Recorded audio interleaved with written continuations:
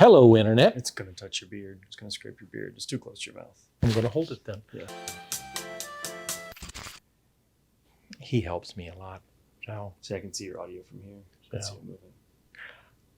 welcome to Rotten Potatoes, your house for all potato deliciousness.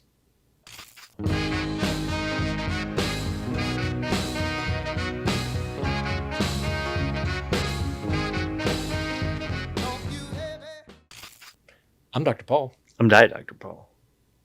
I heard you people try to get a little track lead, not to jump around like a bunch of Kansas City f***its. Don't go anywhere. We are here for a 7. What is a 7? Tell them what a 7 is. It's a list of 7 things. Okay? Do you know what my 7 is? Nope. Do I know what your 7 is? Nope. Oh, thank you, Jesus. Oh, actually, it wasn't me. It was. No, it's okay. I'm used to it. No. And what is our topic today? Topic today is, what are 7 films in desperate need of a remake or a reboot? Just 79 cents and your pledge daily. But it can make all the difference in the world to the people of this village. Ask for more. Sorry?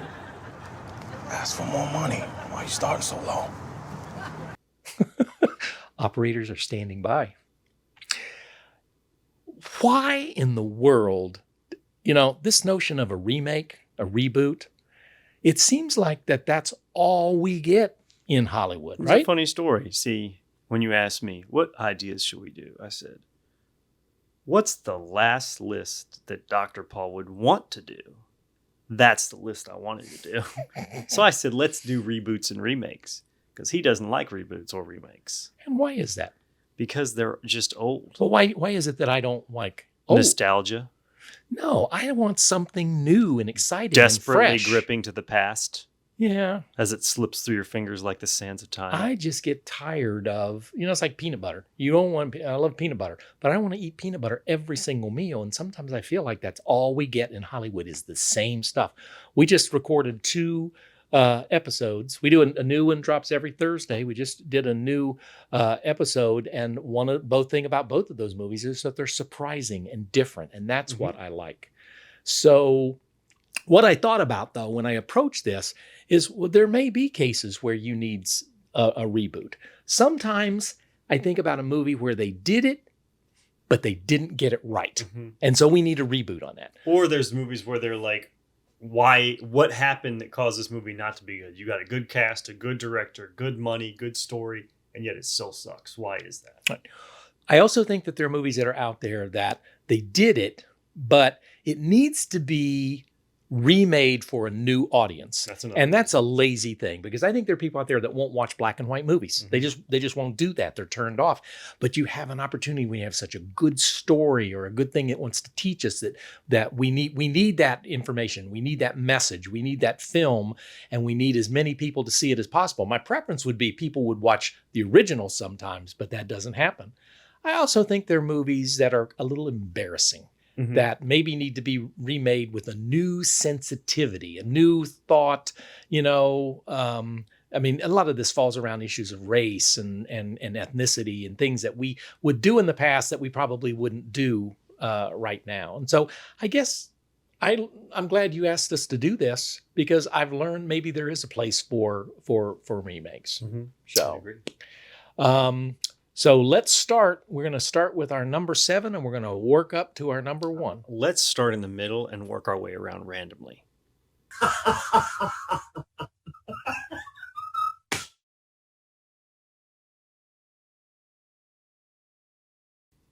Idiot. No, you or me? You. All right, that's the right answer. Number 7. I figured might as well kick him while he's down. I picked the list to make you mad. Now I'm just going to pick on a movie to make you mad. No, I'm just kidding. I'm not picking on a movie to make you Cinema mad. Paradiso? No, Batman vs. Superman, 2016, by Zack Snyder, Henry Cavill, Ben Affleck, and Amy Adams. The only saving grace in that film was Amy Adams, and she's just pretty to look at. Now, some of these films I have a caveat where I need them to be redone in a specific manner, and this is how they're going to be redone. This is one of them, okay? What I want Keaton versus Reeves, directed by Takashi Yamazaki, and written by Alan Moore. And that's the Godzilla -1 director. And I think it'd be pretty good because he can do the old school like 1950s thing, but you're going to get an updated, more like gritty story from Alan Moore, and then you're going to get Keaton and Reeves. Those are two of my favorite comic book characters of all time. Mhm. And I'm always disappointed, or have been disappointed in the last couple decades with everything that DC has done. So I'm going online right now and I'm going to order my tickets for that one. Well, I think both of them would work together in a film because their sensibilities would match enough to where it wouldn't be so alien. Then you don't have to worry about recasting somebody or getting somebody you don't like. We can all just move on with our lives. Yeah. Good choice. Good choice. Now, I did not go into the detail about who was going to write, direct, and everything. Sometimes I had like, okay, maybe I want to let this person direct it, but I didn't do it for all of them. Okay. That was the most in-depth that I did. One of the things you're going to learn is that because Boomer, Millennial, and Father Son, I don't know what he's going to do, and once in a while we'll have on our list of 7 the same movie. I don't know that that's going to be. Maybe you might have one on this one. It's potential. There's a lot to pick from, though. But I draw from, because obviously I'm a lot older than he, and I draw from a broader range of film. Although this guy knows more about movies, older movies, than most people than his generation. So my number 7. By the pricking of my thumb, something wicked this way comes. And that's not because it's a bad movie. It just needs sensibilities updated. It does, and the special effects, and it's a Disney film that was done. It's really hard to find that film. You have no idea how often I've tried to find a clip where he says "by the pricking of my thumb" to cut in over our logo. Yep. Can't find it. Yeah, can't find it. It is a at least not one that's in a good visual quality. Yeah, and I think it's got a nice pedigree, and I don't know, and I didn't get as much chance to prep on this one to go in and look, but in terms of who wrote the script for this, but I think it's somebody's got some mojo, a very famous scriptwriter that did that. Jason Robards obviously is the centerpiece of this. It's a good movie because it's a kind of movie you don't get a whole lot. It's fantasy. It's youth driven. And I got to thinking about this. It used to be growing up in the 80s. There were so many movies that were released from the perspective of youth. It was Monster Squad, Lost Boys. We don't see that kind of stuff. And this was one of those where you had, 2 young boys. It's coming of age. It's mysterious. It's dark. It is not a special effects driven movie. And I would hope in a remake, they're not going to do it's about essentially a haunted circus. And circuses are creepy to begin with sometimes, but this is a really wonderful, warm-hearted film that is one of my favorites. We just need more people to see it, and I think if it was remade, that might work. If you are a lover of 80s or even 70s cinema and that sort of feel, you got to watch this one. It is for teens, young adults type deal, but it's not unwatchable in the same sense. Yep. Number 7. Yep, that was number 7. Number 6. For me, is going to be Cowboys and Aliens from 2011. That only got 44% and 43% on Rotten Tomatoes. Jon Favreau, Daniel Craig, Harrison Ford, Paul Dano, Olivia Wilde. You're on a roll, Butta. I wanted to love that movie. Oh, just the names alone attached to it. But here's how you fix it. We can even keep the cast if you want. Tarantino's directing this one. Okay. Tarantino gets to direct it. Okay. And he gets to be the Western that we all wanted. There you go. Instead of Star Trek or whatever else that he was going to do, he can do this one instead. And I wrote, he has carte blanche. He can do whatever he wants. He wants a giant spider, give him a giant spider. I love it. Perfect choice. My number 6, Last Man on Earth. Now, the remake is the Drek that Will Smith, yes, that he did this. This has actually already been done 3 times. Last Man on Earth, the Omega Man, and then the I Am Legend. it is perfect in its black and white original form with Vincent Price. It needs to be redone because it is a perfect story. And I think Scorsese should direct this. I didn't like the original or I Am Legend, the reboot version. Yeah, it is perfect. Essentially, it's think about what it would be like that this virus takes over and the only people left in the world are vampires, and you got one person left. So during the day, you go out searching for vampires, and at night you just sort of drink coffee and wait for them banging at your door.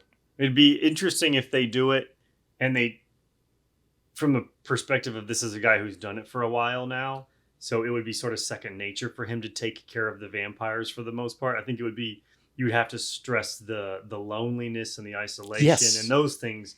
That's the monster of the film more so than the zombie vampire guys. Yes, it's kind of like the Thing, George or John Carpenter's Thing. There's that dread that goes with it. So they gotta go. It's a great movie. It's perfect in its black and white format. It was filmed in Italy, but it is one of my favorite movies of all time. I just wish more people would watch it. And maybe this is an example of a perfect movie that needs to be brought into the 20th century for a broader audience. I could do it. Okay. But it's a good segue for my number 5, which is a Will Smith film called Bright. 26% audience score and an 83% critic score. Which is weird, but it's David Ayers, Max Landis, which is John Landis' son, Joel Edgerton, Nomi Rapace. But I would make it a mini series, and here's what I'm going to do: is I'm going to have Peter Jackson and Andy Serkis do it, so they can take that attention to detail that they gave the Lord of the Rings world and do it with a similar subject matter for the updated audience. So Bright is orcs and elves and humans and all that, but it's in today, and I just think it would be interesting, and they could do it as a mini series instead. I think it would work better. I don't even know if I ever saw the original. Oh man, it's great. It's a good movie. I liked it actually quite a bit. I just thought there was so much they left on their plate that could have made it even better movie, and they just shouldn't have cast Will Smith. Awesome. All right, my number 5, Blackula. There's a lot of black folk out there in the world, right? And this was that we went this whole period of blaxploitation films, and they did Shaft, which is a great film. They redid that with Samuel Jackson, but I think it's time for us to go back and look at The Black Vampire with Blackula. It was not a great film at all. It was really kind of schlocky, but I'm telling you, if Jordan Peele were to redo this, I think it would just be really just... I like that. I think he could really get into that too. Yep, I agree. I like that. I like that pick. Yeah. Have you ever seen the original Black? I have. You showed it to me, yeah. Okay. Yeah. It is a very weird movie. But sometimes I like that. That was your number... Number 5. Number 5. Okay, number 4. And one of the inspirations for this list, Waterworld. 1995, 47% and 43% on Rotten Tomato. Directed by Kevin Reynolds, which by all accounts should have been good. Robin Hood, Prince of Thieves, Kevin Costner, Dennis Hopper. It was a movie that should have been good, but I think it was a casual of its decade.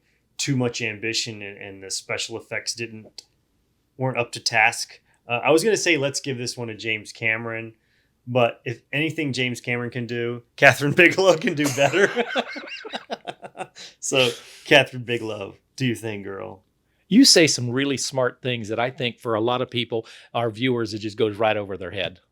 So, what, the Cameron thing? Yeah, that's true. I know, but that's very. She's such a better director. That's a very erudite thing to say. Mm-hmm. The word of the day is erudite, boys and girls. So, good one. Yep. Yeah. All right. That's still a guilty pleasure movie too. Okay. Well, my number 4, I think that's where we're at. Number 4? You're number 4, yes. Yes. The Man from U.N.C.L.E. And that's why you were talking about it. Yes. I actually considered this one too. I think the worst thing about it is Guy Ritchie should never been allowed around it. I just think he was in a bad phase of his career. I just don't think. I mean, first of all, Man from U.N.C.L.E. It's not his vibe. He's a little grittier. We have done film franchises and modern day interpretations of just about every single TV show from my childhood. You've got Mission Impossible, which has become a major franchise. it's always surprised me why Man from Uncle, which capitalized on the whole James Bond craze back in the 60s, this should be an entire series, and it should be in the spirit of the TV show, full of action and intrigue. It's really more James Bond than it is what Guy Ritchie did. I mean, you're in a weird place when it opens up with a jazz ballad. It's like, where's the Man from Uncle theme and where's all the excitement and stuff? It just didn't. It really didn't. It was more about how the Napoleon Solo and Ilya Kuryakin, how they became agents together. There's good stuff in it, but it was a mitch. It needs to be redone, and they need to think about it as a 3-picture deal right up front. Three stories, and I would recast it too. Oh yeah, for sure. Yeah. I don't hate Hammer, but I'm not a big fan either. And I couldn't tell you one thing about that movie. I know I saw it. Yeah. Wah, wah. All right. My number 3. Ender's Game. Now, you probably didn't even see that. It's a book series that I read as a kid. And it's some of the best reading I've ever had or ever done. It's got like Star Wars-y, kind of like space vibe. They had Asa Butterfield and Harrison Ford were in it. It just didn't it get like Tank? I mean, like it's considered one of the worst. Well, I don't think it's terrible. It got 62 and 65% on Rotten Tomatoes and 6.6 at IMDb. That's not like terrible. It's just Gavin Hood. I'm not a big fan of his X-Men Origins. He just seems to make some head scratching things, but it should have been like a series of films. It should have been like Twilight or any of that. It's really good, but they cast the little twerpy kid that nobody liked and just kind of fell flat on his face. But I would cast, there's a kid who was recently in a game of House of the Dragon who plays Oscar Tully in the latest episode. And I think some kid like that would be perfect for it. But Denis Villeneuve will be the director. And that's Dune Part 2. And he's going to do it. And it's going to be great. I thought about giving it to George Lucas just to give him something to do. But other than sit around count his Star Wars money. Yeah. Hope is worth it, buddy. Oh. My number, we're at 3, right? Swamp Thing. Okay.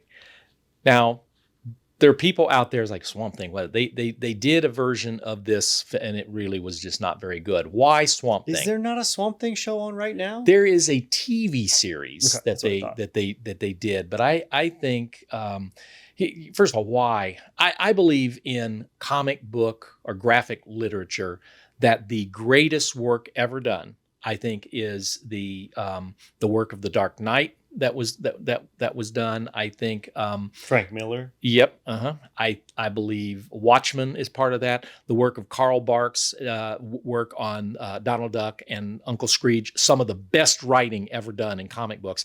Mouse. Carl Barks. Carl Barks. Yes. Is he a dog? The internet is crying right now. It is. I mean, it's a joke. I know it's a joke, but it hurts. It cuts deep. Mouse, which I think won a Pulitzer. Oh, that's a great book. And then the work of Swamp Thing that Alan Moore did. Alan Moore also wrote The Watchmen. I think he's the finest writer that's ever touched comic books. And that character, he took a comic book that was a loser. It was getting ready to be canceled and turned it into a cultural institution that's made horror about things. It was amazing. We need Swamp Thing as a horror film that in the same spirit of those books. And I would go back and film it based on some of the stories that were in that. We need this. I'd watch it. I would. I'd do it. I'd be there. Okay. I'd be there. Anybody who's going to direct it? The greatest horror director that's out there. Who would that be right now? Peele? What? You? Ty West? No, I wouldn't give it to Ty West. He wouldn't be able to do it. Maybe Robert Eggers, who did Nosferatu. Yes. Real dark and gritty. Yes. Okay. All right, my number 2. Now, this is the movie that created this list in my mind, and it is Nightbreed from 1990. 53 Really? and 60% on Rotten Tomatoes. What a movie primed. And if it wasn't for the number one movie on this list, it would be number one, obviously. But it's a movie that just screams needing a remaking. Put money into it this time. Don't phone it in. Really put effort into it this time. I'll let Clive Barker write it. But I'm going to have Jordan Peele direct this one. It has a certain amount of charm. Mm-hmm. I think he could just do something interesting with it, and I don't know he would lean into it so much like Clive Barker would. So I think he would help temper it a little bit and maybe make it in a way that was more, I don't know, easier to watch. I got you. Okay. Yeah. Good. I love every choice you got on there. And Greg Nicotero has to be a part of it somehow. Okay. I put that in there. In front of the camera or behind the camera? Behind the camera. No. Okay. Brothers looking old like me. Yeah. All right. My number 2, Fantastic Four.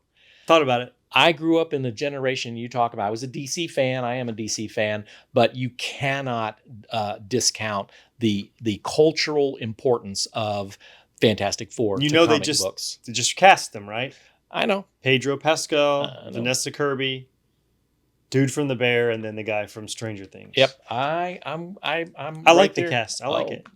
It's so overdone. Look, I mean, it's overdue. Mm-hmm. We have so many reboots of Spider-Man. We have all the X-Men. We have all the whole Marvel universe.